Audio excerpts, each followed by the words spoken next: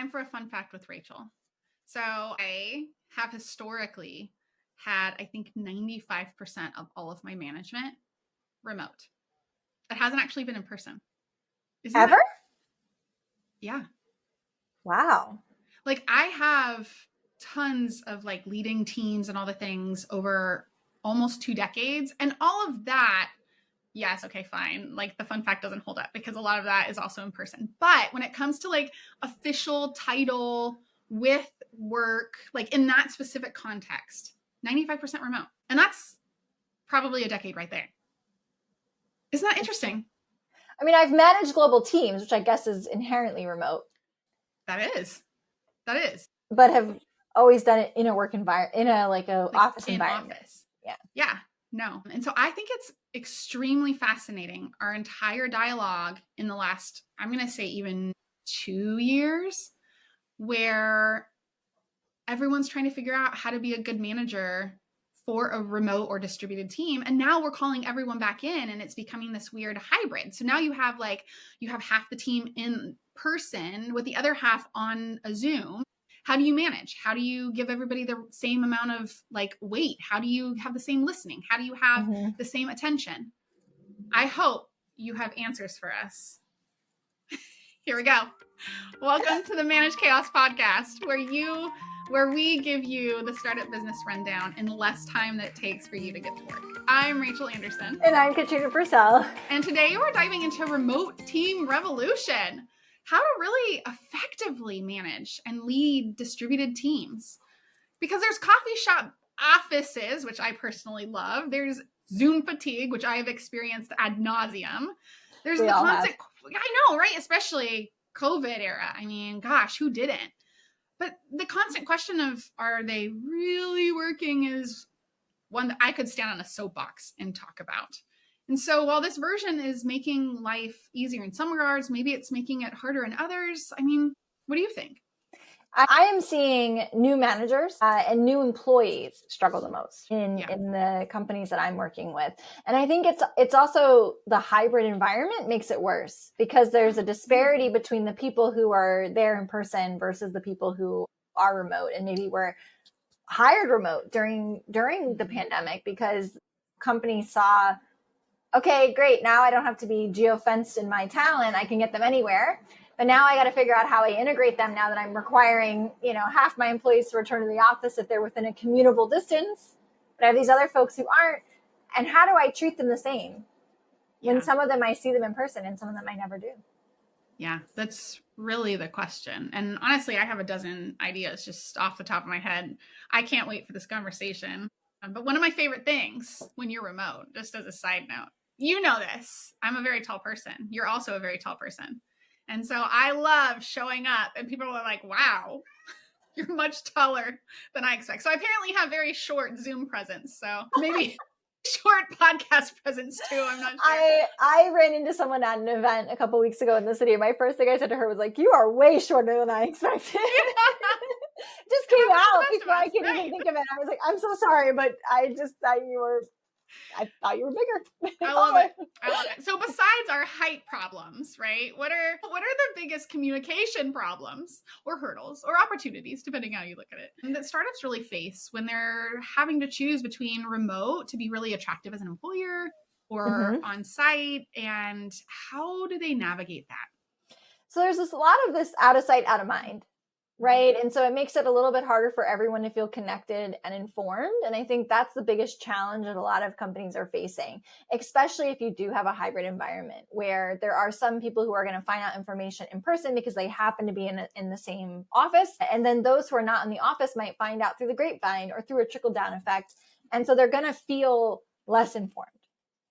And so making sure that you understand how messaging gets out within your organization, that you're very clear about what the channels look like, that you understand what should be asynchronous and what should be synchronous, right? How do you adapt? We all have that one coworker who turns everything into a meeting, right? Where everything has to be a meeting. And you're remote. And so you're like, I get it because you want to make sure we're all clear, but really everything a meeting. So really understanding and setting that culture, setting those guidelines for your team on, what does deserve a meeting? What could be an email? how should we structure those emails? How do we make sure that communications are logged, right? And we understand where they're kept so that people can go back and look and understand how decisions were made and what actions were taken.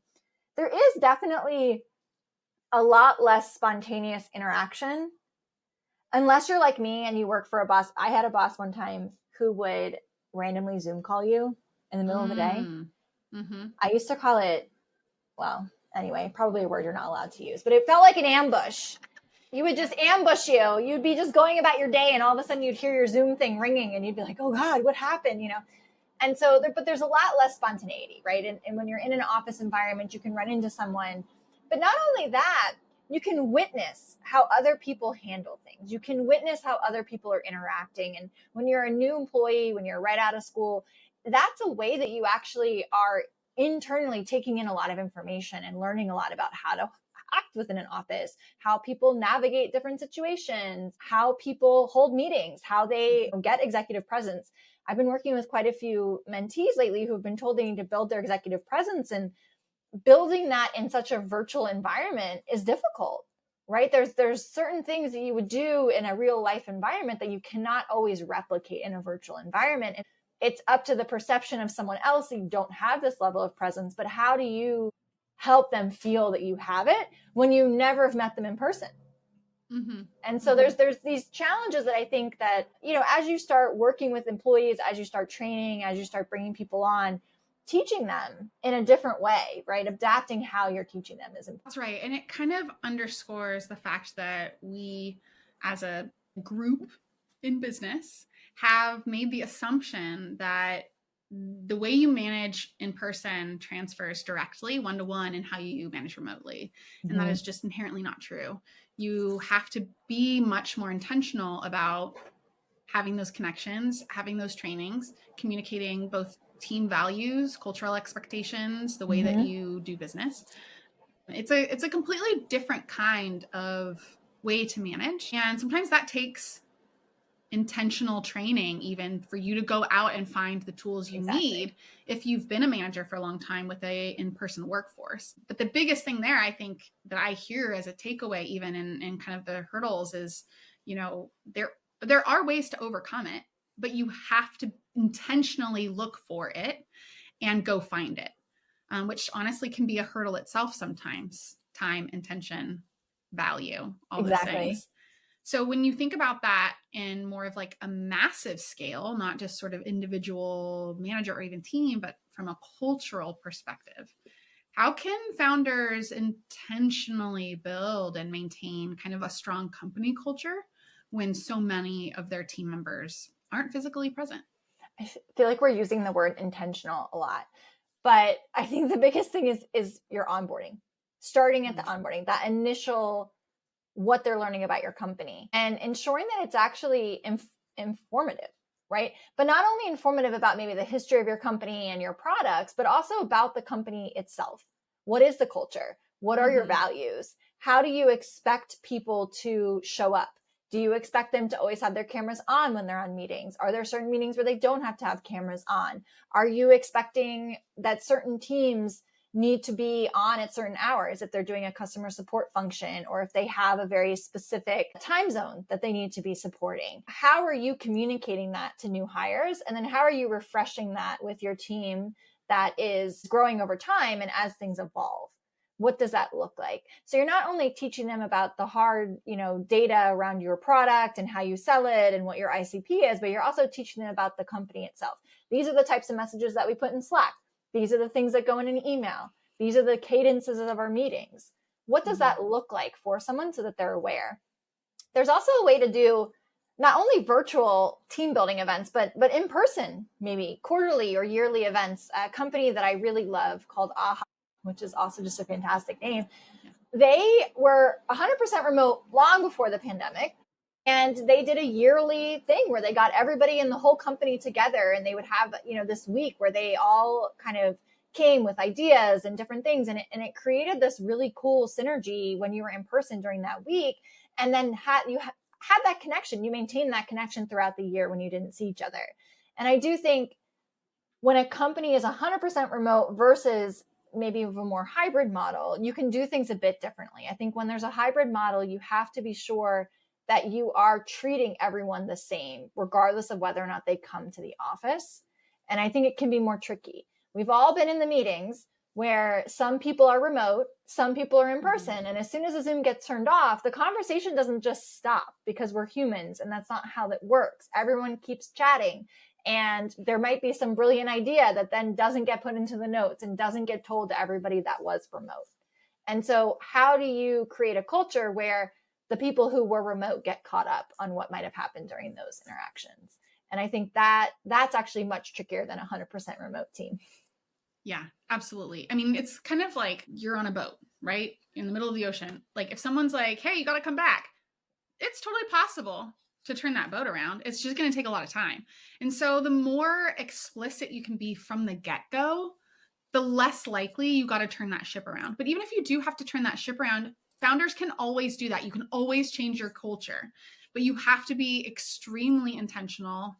Okay, let's define intentional. I know, we need a new word. I'm like, yeah, okay. You have to be committed to it. But you do have to be define intentional. it, you have to and you have to reinforce it. I would say that is what intentional is here. Like define it, reinforce it. They want to make sure that as a culture, there's productivity, accountability, like all the things, because nobody wants to be micromanaged. That's like, like the worst. Honestly, it's not even fun for a manager to do it, right? So what are some effective strategies for managing productivity and accountability within remote teams without really resorting to the icky things that nobody likes? So the buzzword is focus on outcomes, not hours, right? That's the buzzword, buzz phrase. But what does that actually mean? So part of that involves setting clear expectations and goals, things that are measurable so that you'll understand that the right work is getting done, right? And I think it's more about measuring, again, that the right work is getting done.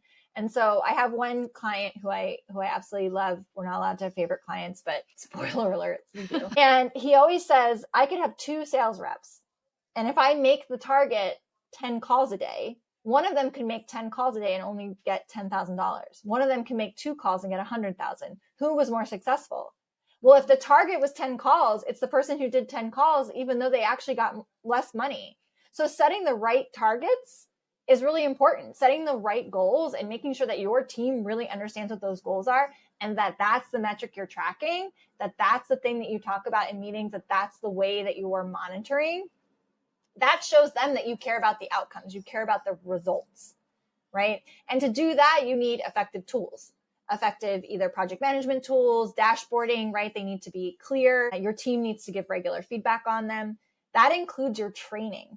So I've just been implementing for one client Trainual. Really love it. I don't know if you've had a chance to play around with it, but I've been in there before. It is super clear. It's very easy to use. It's also really genuinely, I think, the UI is just, it's easy. You go in to learn and you feel like you can really learn. You're not distracted by all the things within the platform, right? You're very much learning. The modules can be set up in a way that actually hits every type of learner all within the same module. So you can read, you can have a video, you can have a step-by-step play-by-play of the actions you need to take. And then it's there. They can go back. So your SOPs can be there. And once they've done the training, they've had the test, they've done the quiz, they can actually go back if they have a question. They can search and the tool will tell them, okay, this is where that is. So making sure that as you're investing in tools and resources, that they're the right things for people to be able to be productive and hit your metrics. The other thing is boundaries. So when you are distributed workforce, when you are remote and your office is your house, it's more likely from my viewpoint, it's not that people are not working. It's actually that they're not turning off. They're always working and then they're getting burnt out because their office is always here, right? It's always available to them. And so helping set that as part of your culture. These are, you probably always get these emails. Have you ever gotten one where someone says, I'm sending this at hours that are comfortable for me. Please do not feel like you have to respond. Yes. These are not, if you're getting this email outside of your comfortable hours. I still haven't really figured out what a comfortable hour for me is. It's like whenever I happen to be looking and see a message, which, great for them, happy for them. I think helping your team to understand and set the boundaries and understanding that certain teams might have very strict hours that they have to keep because, again, they're in a customer support function or they're in a function that really requires specific time zone alignment. And not everybody can be flexible in emailing at 11 p.m. at night. but what does that look like within your company? Yeah. I love that. I mean, honestly, I could keep talking about this all day. You know, I know, I have an me entire too. business dedicated to this. So I'm like, yes, let's talk about it all more. But this for now is a wrap. If you want to hear more about this, how to manage in general, remote teams, like what does it look like, tips or tricks, comment and let us know. And we'll connect some more I'm episodes gonna into this. make Rachel write something on our Substack when this episode drops to give you some more details about this. There you go. Well, thanks so much for joining us. You can follow and subscribe on YouTube to help us get to our goal of 5,000 followers this year. Listen, guys, we're almost halfway through, and I can guarantee you we're not at 2,500 yet. So you can do your part by going and subscribing or following us along. You can also do that on Spotify or Apple Podcasts. We're basically everywhere that most people are. And so we'll make sure that we find you and connect with you, and then we'll talk to you on the next episode of the Managed PS podcast.